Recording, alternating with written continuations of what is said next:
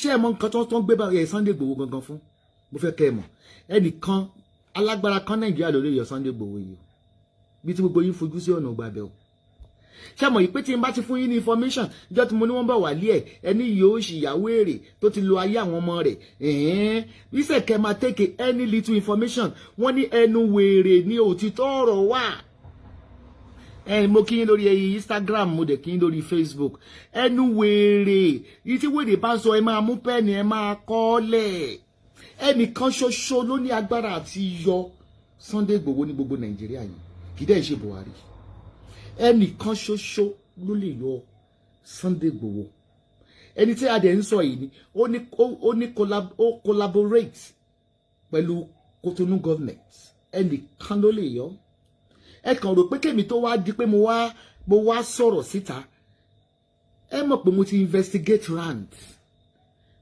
investigate rand tèmi ò gbàtẹ́ sọ pé wọ́n release ẹ̀ ní Germany lánàá ẹsẹ̀kẹsẹ̀ kọ́ ni mo gbé once you hear any rumour every rumour tí ẹ bá gbọ́ especially coming out from Yorùbás there is a Google is a solution immediately lórí live chat lánàá mo ní Sunday Igboho release wọ́n ní no. So everybody, all bloggers, àtàwọn tí ò tiẹ̀ because of ẹgbọ́n èlò ní YouTube ń sọ fún yín náà. Ebi ò run YouTube. Ẹ rí pé show tí mo ṣe lánàá my YouTube channel is Goddess Esther TV. Ebi ń kó videos síbẹ̀. Owó YouTube kò tó mi. Ṣó yé yín? Owó YouTube kò tó mi.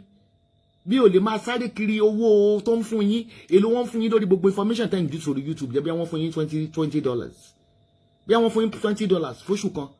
So torí pé gbogbo yín ẹ ṣàfẹ́ di blogger ẹnìkan kan máa gbé fake news sílẹ̀ wọ́n ní wọ́n arrest èèyàn ní Kútọ́nù gbogbo yín pariwo lánàá pé ó ti dé Germany mo ní kò possible ẹ lọ́ta Yorùbá ni mí kò ṣe nǹkan kan ọ̀tá Yorùbá ni mí mo ti gbà bẹ́ẹ̀ táyọ̀ sọ pé òun ṣọ̀tá yìí ṣé mo bá yín ṣọ̀rọ̀ ẹ̀ náà tẹ́lẹ̀ ọ̀tá yìí ni but I'm doing my job I'm delivering my job as a blogger awarded blogger investigative informative blogger not just the junk people that just open their mouth and spill rubbish. Ṣé mistake tí Igboho ṣe due to his lack of education. I will continue to repeat that. Màá sọ ti tí mo gbọ́ nípa Gani Adams, tí mo dẹ̀gbà nípa Sunday Igboho àti Niger Delta militants. The problem tí government ṣe fẹ́ arrest reason the government ṣe fẹ́ arrest Sunday Igboho by force. Mo sọ fún yín pé àwọn tó ń kó bá Sunday Igboho they are the alligators, they are the lizards. Ẹ̀yin tí ẹ wà lórí Instagram, I will appreciate if you want to hear this information, you join me on Facebook on Esabo Spiritual Center. Esabo Spiritual Center because mo yẹ ti kí n máa ṣe fídíò bí ṣe mọ̀ pé tẹ́yìn wálé ayé wa ṣe lórí Instagram ní kádóra wa. So yẹ̀yìn mi ìdẹ̀ tí ìráyè torí lọ́wọ́lọ́wọ́ òbò mi kúlà ẹ̀bẹ̀ òṣìṣẹ́ ó gbóná. So I'm going to switch up the Instagram one or tó bá dẹ̀ ń fluctuate ẹ lè wà ń bẹ̀ náà because kéèsì orí Facebook kò ní.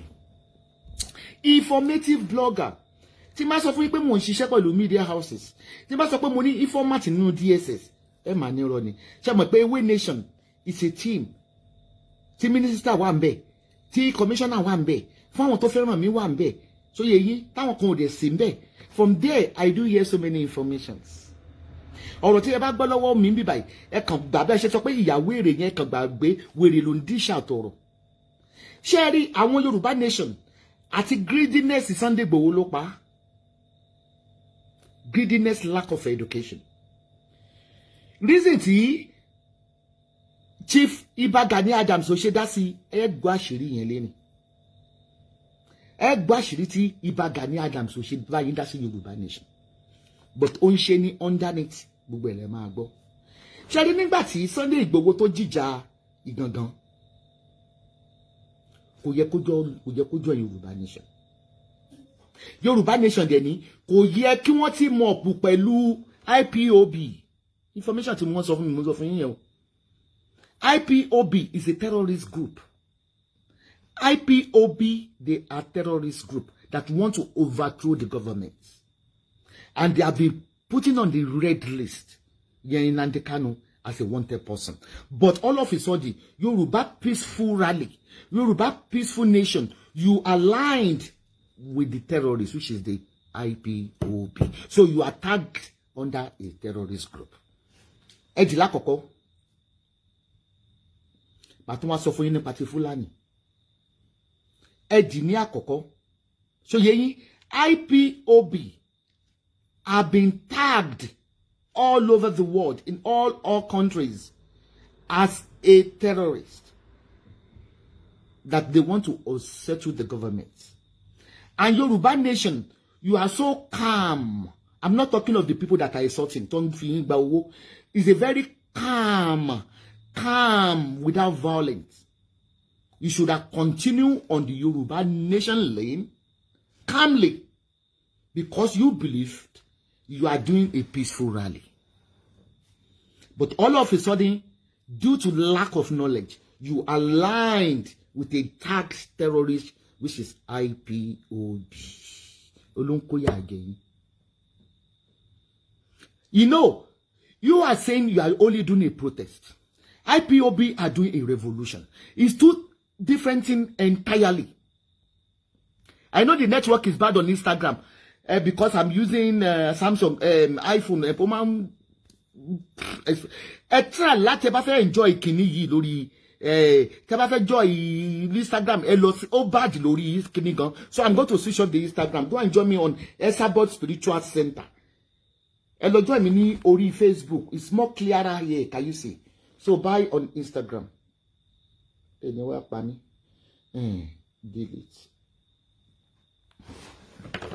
Did you all get it? Then but Egbe Yoruba Nation your campaign turns on wípé this is a peaceful protest because you want a Yoruba nation. You are not going out with any weapons. You are not moving around with any ammunition. And you know IPOB is a violent group. It's a terrorist group. To Nigeria government. Not to me. I'm giving you an authentic of your problem. When I heard this, you know, I get information a lot, but you will never know the source. You will never know the source. But we can never know. And call Yoruba Nation /share below IPOB. And the power IPOB no problem with the government on power sharing. That is the part of thing to get by Yoruba. You love gang fighting. You cannot stand on your own. IPOB is different. IPOB is deadly. The guns, the bomb, the government face them fire to fire. And you Yoruba people without any ammunition, you don't have any guns. You are only protesting, but you joined yourself with IPOB looking for a revolution. It's two things entirely. That is the first problem why Sunday Igboho is that made him being in the problem he is today. Want to tag Sunday Igboho as a terrorist. Whether you like it or not, see Sunday Igboho ba born in Hawaii. Show me lucky. But when I'm delivering my job, everybody believes, back to sender. You are wishing him bad. Newspaper, that does not mean whether I'm wishing him bad or good. I'm just delivering my message. That's number one. Then number two, Sunday Igboho ba ma jẹ lọ London government ni bí Gani Adams. Ìbá ma jẹ lọ ní under government àti the bloody billionaire Kalo act as Dokubo. Ṣé nígbà tí wọ́n lọ fún ilé túlé gangan, nígbà tí wọ́n mú ṣé Sẹ́ríkì ló ń jẹ́ ni, ṣé Sẹ́ríkì àbí kí ló kọ ọ̀gá wọn yẹn ní gangan. It is Sunday Igboho bá ṣe to become part of the government today. Tí bá wá di pé wọ́n máa compensate bí Sunday bí Gani Adams. Gani Adams má bínú gbogbo àṣírí mo máa tú. Ó yẹ kí ó hold ìgangan. Ó yẹ kó hold wọn ransom ni. Ìtọ́ ẹ̀rí pé wọ́n máa gọ́ọ̀mẹ̀ntì wọ́n máa lias pẹ̀lú Boko Haram wọ́n máa fún wọn lówó. Niger Delta ibi tí wọ́n ti ń ṣepo tó má ti jí kan nínú àwọn ṣẹ́ẹ̀lì yẹn gbé gọ́ọ̀mẹ̀ntì máa fún wọn lówó at the end of the day gọ́ọ̀mẹ̀ntì wọn wá sọ wọn di militant wọn wá sọ Sunday Igboho di militant against all these culprits. Share the point onílàákàyè ló lè understand the chart ni tó o bá ti ní wákìlì ádá fún yín tó o bá ti understand there just step aside. Wákìlì ó yẹ kí Yorùbá hold their ransom ni ìyẹn ni ìbá solve problem Fúlàní ìtàn fi ṣe shoot tó ń para wọn tó fi tán sí terrorism. Ẹ rí wípé tí àwọn Niger militants àwọn dòkúbò gọ́ọ̀mẹ̀ntì ń sanwó fún wọn lóṣooṣù torí pé wọ́n lè kidnap anybody tí ó invade private life ẹnìkan tó ní láìláìláì bó o bá jẹ́ òpònú mọ́ wà bí máa block o. I'm only communicating with the literate, sensible people here. Ó ẹ rí pé dòkúbò tó bá ti fi ìdà láàlẹ́ nísìn gọ́ọ̀mẹ̀ntì máa gbé owó fún tó bá rí pé bóyá wọ́n ń terrorize àwọn àbí wọ́n fẹ́ invade petroleum side wọn tó máa kidnap àwọn ṣẹ́ẹ̀lì yẹn gọ́ọ̀mẹ̀ntì yẹn máa fún wọn lówó. Ó yẹ kí Ìgbòho wà ní under militant ni block. Ó yẹ kí Ìgbòho wà ní under militant ni láti safeguard Yorùbá against Fulani but mistake pé ó lọ join Yorùbá nation tó ti tag as a terrorist group. Ẹgbẹ́ rẹ̀ náà ó yẹ kí Sunday Igboho èmi náà gbọ́ gbogbo kíní ní láti bẹ̀rẹ̀ ebi gan bá ti advice ẹ̀ dóò kò ní gbọ́ torí Yorùbá nation yẹn nìkan ní gbogbo direction ní gbogbo focus ẹ̀ wà. Ìbá dúró ṣe rí nígbà tí wọ́n invade Delta region tó lọ ń kó petrol gbogbo ẹ̀ pàtó wọ́n á yan àwọn militants bíi dòkúbò wọ́n yan Gani Adams gọ́ọ̀mẹ̀ntì sanwó fún Gani Adams àti jagunjagun to be protect yẹn lẹ́sẹ̀ pé ó gba contract ní in the east. Gani Adams dẹ̀ ti sign consent pẹ̀lú gọ́ọ̀mẹ̀ntì tí ó ṣe báyìí dá sí mo sọ yìí ó ti sign pẹ̀lú gọ́ọ̀mẹ̀ntì yìí pé òun ò ní sí lára àwọn tó máa da ìlú rú mọ́. Ẹ gbà bẹ́ẹ̀ dáhùn. I'm not going to repeat myself. Ó ti sign nígbà tí wọ́n yẹ pé nígbà tí wọ́n gbé ní 2016 kan nàbíjọ́ wo ni wọ́n gbé yíyàwó ni wọ́n gbé wọ́n dì ní irin ni wọ́n jù sí bọ̀ǹkà àjálẹ̀ ìgbà yẹn ni Afẹ́nifẹ́re fọ́ tó ń rò pé Gani Adams is gone. Ìgbà tí wọ́n dẹ̀ máa release ẹ̀ wọ́n ó sign consent pẹ̀lú gọ́ọ̀mẹ̀ntì ìgbà ẹ̀mọ́ rántí pé Oòduà náà ni wọ́n fẹ́ ṣe nígbà Afẹ́nifẹ́re yẹn náà tó fi gbé Gani Adams yí pé òkè o kó wà ní under peace mission. That is Gani Adams. Lẹ́sẹ̀ rí pé Gani Adams kò sí lè come up straight tó fi ń go zigzag. Wọ́n kan kọ́mẹ́ onímọ̀ but Yorùbá nation didn't fight because you are stupid. Maybe you are deaf. Maybe you are deaf. You are not fighting, but you are aligning with the terrorist group, which is IPOB.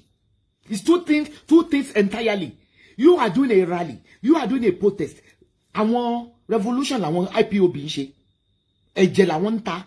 Ìbọn làwọn ń gbé. Ẹ̀yin lẹ kó bára yín torí pé ẹ fẹ́ gang fight. Because Yorùbá cannot stand on their own. Did you get that now? So that you are to tag Sunday Igboho as a terrorist. Torí pé wọ́n rí wípé each time tó bá fẹ́ ṣe chat ẹ máa kọ wípé Yorùbá nation /IPOB. Bó sọ pé ọ̀pọ̀lọpọ̀ Yorùbá tó láwọn kàwé wọn ò gba school kọjá. A máa ní information tí mo gbọ́ ni mo sọ fún yín. Ibi ẹ̀rí pé mi ò sọ eléyìí ní tí mo ṣẹ̀ṣẹ̀ gbọ́ kí n tó mo ṣẹ̀ṣẹ̀ wọlé shopping. Information ni mo sọ fún yín. Okay. Kí ni wọ́n arrest Sunday Igboho fún ní Cotonou? He has a problem with the immigration.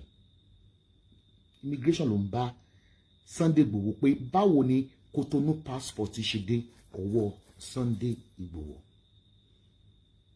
Germany is not part of Francophone. But ẹnìkan ló lè yọ Sunday Igboho bó ṣe wà yẹn. Immigration problem wípé ẹ mọ̀ pé kò dàbí ìgbà kan tá lè gba èmi náà ti gba pálí Cotonou rí torí mo ti gbé bẹ́ẹ̀ rí láyé àtijọ́ ni that was talking of 90s but wọ́n ti so biometric ẹ̀ tó pé o kàn lè gba passport Cotonou ìyí tó ń arrest tó ń bá Sunday Igboho fà nìyẹn ẹ̀yin lọ́ọ̀yà tẹ́ sọ pé ẹ̀ lè get through sí ni pé báwo ni passport citizenship Cotonou tó fẹ́ fi lọ sí Germany ṣe dé ọwọ́ rẹ̀. At the end of the day ìjà yẹn wá wà láàrin Nigeria government sọ pé kí wọ́n release Sunday Igboho fún Cotonou ní wípé Sunday Igboho ó ní ẹjọ́ láti jẹ́ ní Cotonou. Ibi tẹ́ máa direct protest yín lọ ní ìsìn bẹ́ẹ̀ bá tó nírọ́ ni mò ń pa information ni mò ń fún yín ẹni tó lè yọ yín iwájú ẹni tẹ́ ti lè lọ ẹ máa lọ bẹ́ẹ̀ lọ́mọ ọkùnlẹ̀ ni because number one